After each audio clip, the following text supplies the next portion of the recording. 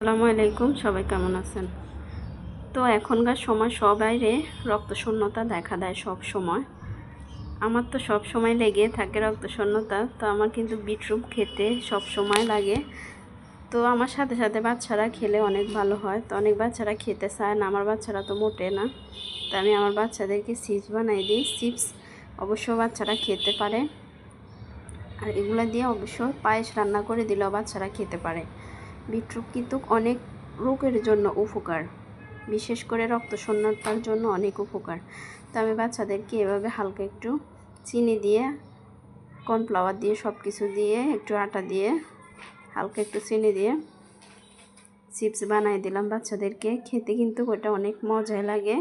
তো বাচ্চারা তখন আর ওটাতে কোনো গন্ধ লাগে না, কোনো কিছুই লাগে না, বাচ্চারা সহজভাবে খেতে পারে।